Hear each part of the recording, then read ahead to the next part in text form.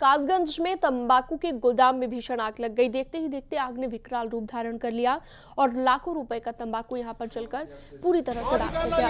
Fire brigade ने आधा दर्जन गाड़ियां मौके पर भेजी और आग पर काबू पाया गया। आग इतनी भयानक थी कि आसपास के जिलों से भी फायर ब्रिगेड की गाड़ियों को बुलाना पड़ा। पानीपत की किसी कंपनी का तंबाकू का ये गोदाम बताया जा रहा है। तो देख सकते हैं ये एक्सक्लूसिव तस्वीर आप, कितनी भीषण ये आग थी। लाखों रुपए का तंबाकू यहां पर जलकर राख हो गया है। दमकल की 6 गाड़ियों ने आग पर काबू पा लिया है।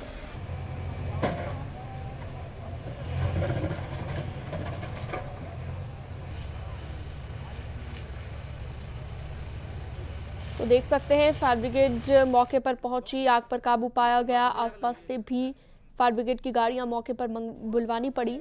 अजेंद्र शर्मा फोनलाइन पर जुड़ गए हैं, कासगंज से संवाददाता। अजेंद्र, कैसे ये भीषण आग लगी और अभी क्या हालत है वहां पर, क्या आग पर काबू पा लिया गया है?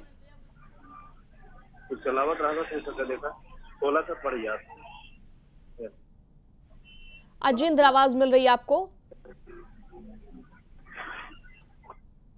तो लगता है अजेंद्र से संपर्क नहीं हो पा रहा है।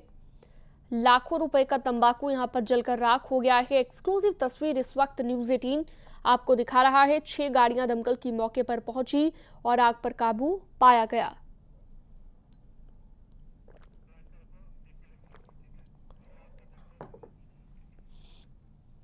आगे बढ़ते हैं, लखनऊ से बड़ी खबर। आज से बागियों की बीजेपी में वापसी होगी। निकाय चुनाव में निकाले गए पार्टी के कार्यकर्ताओं की वापसी होगी।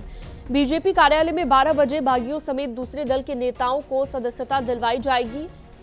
डिप्टी सीएम ब्रजेश पाठक और अवध क्षेत्र के अध्यक्ष कमलेश मिश्र सदस्यता दिलाएंगे। बीजेपी ने 5000 कार्यकर्ताओं को बीजेपी में वापसी की सूची तैयार कर ली है। तो आज 35 से ज्यादा बागी कार्यकर्ता और कई दूसरे दलों के कार्यकर्ता सदस्यता लेंगे और पूरी तैयारी यहां पर बीजेपी ने कर ली है अपने कुनबे को मजबूत करने की।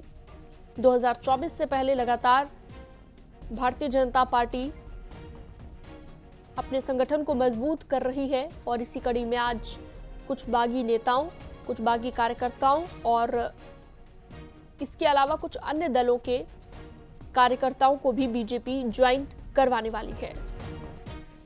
संकेत मिश्रा ज्यादा जानकारी के लिए हमारे साथ जुड़ गए हैं।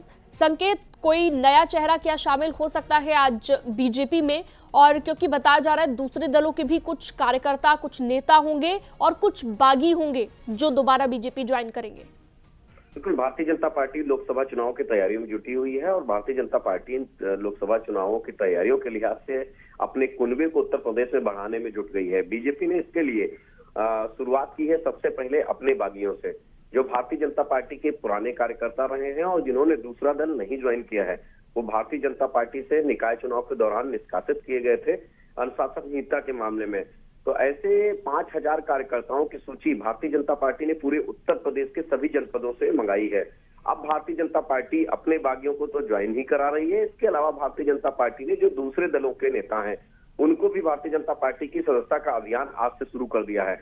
आज भारतीय जनता पार्टी के राज्य मुख्यालय में कई ऐसे भारतीय जनता पार्टी के अपने जो बागी हैं उसमें कई पूर्व पार्षद रहे हैं, नगर पालिका के पूर्व में चेयरमैन रहे हैं।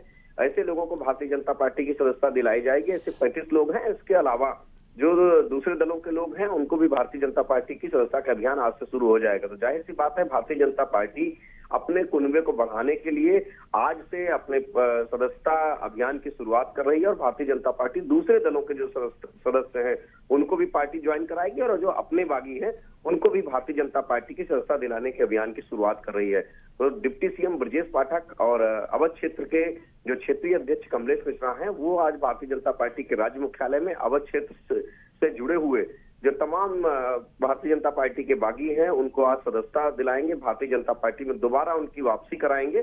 और ये सदस्यता अभियान आज भारतीय जनता पार्टी के राज्य मुख्यालय में होगा। 12 बजे इन सभी सदस्यों को भारतीय जनता पार्टी की सदस्यता दिलाई जाएगी जो भारतीय जनता पार्टी के पुराने कार्यकर्ता हैं। इसके अलावा जो ठीक है संकेत, आप लगातार बने रहिएगा हमारे साथ, आगे भी जानकारी आपसे लेंगे। और आगे बढ़ते हैं, कल से शुरू हो रहे यूपी विधानमंडल शीतकालीन सत्र से पहले आज बैठकों का दौर जारी रहेगा। आज सुबह 11:30 बजे कार्यमंत्रणा की बैठक होगी और दोपहर में 12:30 बजे विधान भवन में सर्वदलीय बैठक होगी। 3 बजे विधानसभा की सुरक्षा को लेकर बैठक होगी। यूपी विधानमंडल का आगामी शीतकालीन सत्र 4 दिन तक संचालित करने की तैयारी है। कल से शुरू हो रहे सदन की महत्वपूर्ण बैठकें आज होनी है। संकेत मिश्रा हमारे साथ लगातार जुड़े हुए हैं और लगातार जानकारी दे रहे हैं। तो विकास की योजनाओं को रफ्तार मिलेगी और पीडब्ल्यूडी ने 5,000 करोड़ मांगे हैं, ये भी एक प्रस्ताव रहेगा जिसे मंजूरी मिल सकती है। अनुपूरक बजट के प्रस्ताव को मंजूरी मिल सकती है।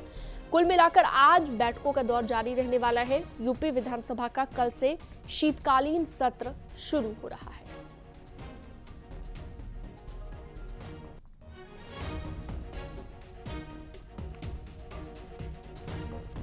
तो कल से शीतकालीन सत्र की शुरुआत होने जा रही है। अनुपूरक बजट के प्रस्तावों को लेकर चर्चा की जाएगी। सुबह 11:30 बजे कार्यमंत्रणा की बैठक होगी। दोपहर में 12:30 बजे सर्वदलीय बैठक होगी और उसके बाद 3 बजे सुरक्षा को लेकर भी बैठक ली जाएगी।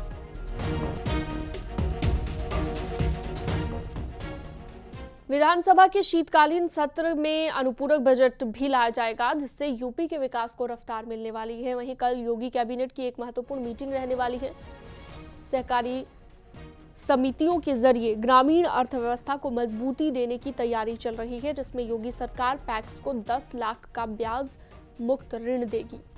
पैक्स के ऋण के ब्याज का प्रस्ताव अनुपूरक बजट को भेजा जाएगा। इसके साथ ही अनुपूरक बजट में पीडब्ल्यूडी ने 5,000 करोड़ रुपए मांगे हैं। योगी कैबिनेट की बैठक में अनुपूरक बजट के प्रस्तावों को मंजूरी दी जा सकती है।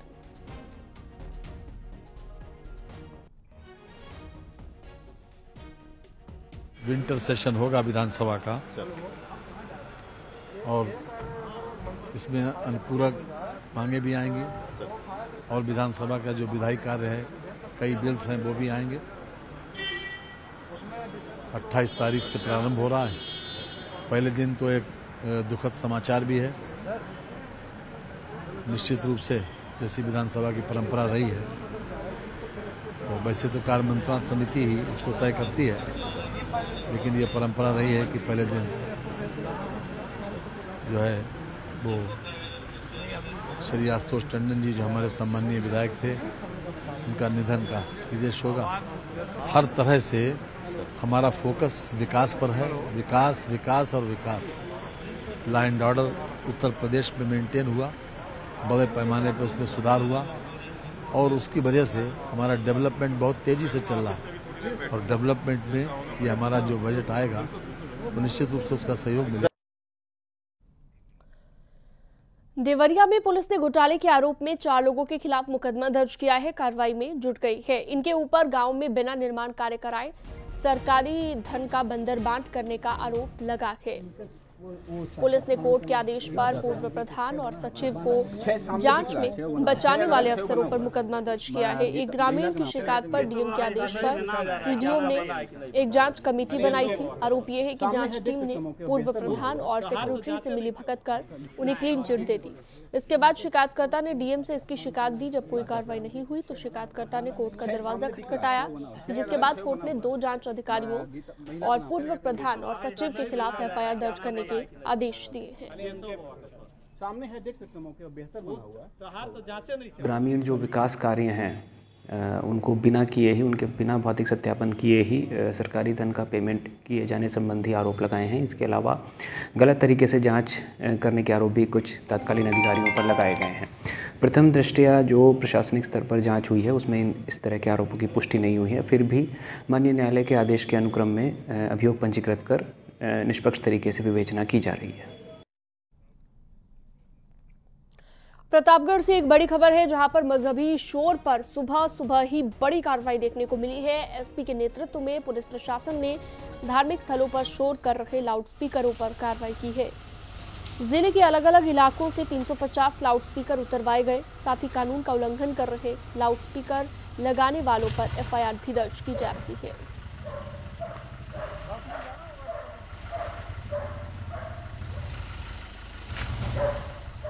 देखिए, शासन स्तर और पुलिस मुख्यालय द्वारा निर्गत निर्देशों के क्रम में आज 27 तारीख को सुबह 5 बजे से 7 बजे तक सभी राजपत्रित अधिकारियों के नेतृत्व में सभी थाना प्रभारी, सभी चौकी इंचार्ज, हल्का प्रभारी सभी के द्वारा एक विशेष अभियान चलाया गया, जिसके क्रम में अवैध लाउड स्पीकर और ध्वनि विस्तारक यंत्र उनकी वॉल्यूम कम कराना और उनको वहां से उतरवाया गया है।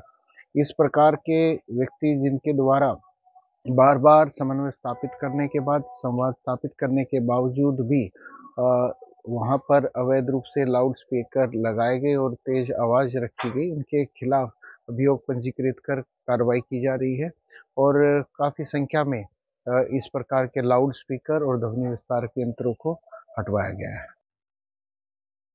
और चलिए, खबर पर ज्यादा जानकारी के लिए रोहित हमारे साथ लाइव जुड़ चुके हैं, हमारे सहयोगी ज्यादा जानकारी के साथ। रोहित, मजहबी शोर, हालांकि इसे लेकर पहले भी आदेश दिए गए थे कि कोई भी ऐसे लाउड स्पीकर ना हो, लेकिन बावजूद इसके कुछ जगहों पर इनका इस्तेमाल किया जा रहा था। अब एक बड़ी कार्रवाई यहां देखने को मिली है। कहां कहां पर यह कार्रवाई हुई है प्रतापगढ़ में, जरा बताइए। जी, भोर में ही मजहबी शोर पर प्रतापगढ़ पुलिस का एक्शन हुआ है। प्रतापगढ़ पुलिस ने प्रतापगढ़ जनपद के सभी थाना क्षेत्रों में ये अभियान चलाया है और राजपत्रित अधिकारी से लेकर थाना सर्किल के अफसर और एसपी खुद जो है इसका नेतृत्व कर रहे थे।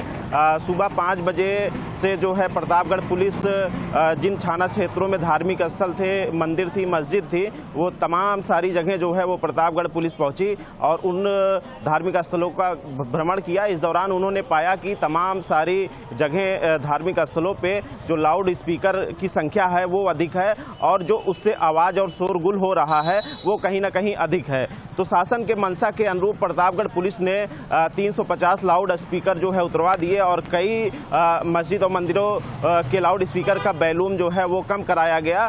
तो ये पूरे जनपद में ये अभियान चलाया गया। कहीं ना कहीं नियम कानून ताक पर रख के और लगातार उल्लंघन करके उनके द्वारा जो है ध्वनि प्रदूषण जो है किया जा रहा था। तो इस पे प्रतापगढ़ पुलिस की जो है सख्ती देखने को मिली और प्रतापगढ़ पुलिस ने बड़ी कार्रवाई की। वहीं आपको बताते चलें कि प्रतापगढ़ में पहले भी जो भी धार्मिक स्थल के संचालक हैं उनको बैठक करते हुए तमाम सारे दिशा निर्देश को लेकर दिए गए थे, लेकिन कहीं ना कहीं जो पुलिस प्रशासन के निर्देश थे उसको दरकिनार किया गया। नियम कानूनों का लगातार उल्लंघन किया जा रहा था, जिसको लेकर लगातार शिकायतें मिल रही थी और शासन से भी निर्देश प्राप्त हुए थे कि ऐसे धार्मिक स्थलों पे जो है कार्रवाई की जाए, उनके लाउड स्पीकर उतरवाए जाएं जो कि ध्वनि प्रदूषण को फैला रहे हैं। तो इसी क्रम में प्रतापगढ़ पुलिस ने 350 लाउड स्पीकर उतारे हैं और खासकर अगर बात किया जाए प्रतापगढ़ में, तो प्रतापगढ़ में नगर कोतवाली, कुंडा, लालगंज, रानीगंज और पट्टी सर्किल में अधिक कार्रवाई जो है देखने को मिली है। तो कहीं ना कहीं मिलाकर कह जो सकते हैं का कि असर है, बड़ी कार्रवाई सुबह सवेरे देखने को मिली है। बहुत शुक्रिया रोहित इस तमाम जानकारी के लिए। और आगे बढ़ते हैं, अब एक बड़ी खबर लखनऊ से। महिला वकील से दुष्कर्म का आरोप लगा है। आरोपी आमिर और गगन सिंह को गिरफ्तार कर लिया गया है। ये एक बड़ी खबर आपकी टीवी स्क्रीन पर। उत्तराखंड की महिला ने दर्ज कराई थी रिपोर्ट और सोशल मीडिया के जरिए आरोपियों से दोस्ती की गई थी। आमिर ने शादी का झांसा देकर दुष्कर्म किया था। दोनों आरोपी कानपुर में कार गैराज चलाते हैं। अश्लील वीडियो बनाकर ब्लैकमेलिंग भी यहां पर की जा रही थी। वीडियो भी वायरल करने का आरोप लगा है। ऋषभमणि त्रिपाठी फोनलाइन पर जुड़ गए हैं ज्यादा जानकारी के साथ। ऋषभ, महिला वकील से दुष्कर्म के आरोपी को लेकर अभी तक क्या एक्शन लिया गया है? पुलिस क्या कुछ कह रही है मामले को लेकर? देखिए, 2 आरोपी आमिर खान और गगन सिंह को सुशांत गोल्ड सिटी पुलिस ने गिरफ्तार कर लिया है। उत्तराखंड की महिला वकील ने लखनऊ के सुशांत गोल्ड सिटी थाना क्षेत्र में ये गैंगरेप और आईटी एक्ट की धाराओं में एफआईआर दर्ज करवाई थी। ये आरोप लगाया गया था कि सोशल मीडिया के जरिए दोस्ती हुई थी आमिर से इस महिला वकील की और उसने पहले भी इसके साथ रेप किया था, जिसका अश्लील वीडियो बनाया था, ब्लैकमेल भी कर रहा था और उसने सुशांत गोल्ड सिटी लखनऊ के एक रिजॉर्ट में बुलाया था इसी महिला वकील को बातचीत करने के लिए और अश्लील वीडियो दिखाकर ब्लैकमेल करते हुए इसने और इसके दोस्त गगन सिंह ने भी रेप किया। लिहाजा 376D गैंगरेप की धाराओं में एफआईआर दर्ज हुई थी। सुशांत गोल्ड सिटी पुलिस ने त्वरित कार्रवाई करते हुए गगन सिंह और आमिर खान दोनों को गिरफ्तार कर जेल भेज दिया है और ये बताया गया है कि दोनों आरोपी कानपुर में एक कार गैराज चलाते हैं। ठीक है ऋषभमणि, बहुत शुक्रिया तमाम जानकारी के लिए। वक्त एक छोटे से ब्रेक का, जल्द लौटते हैं।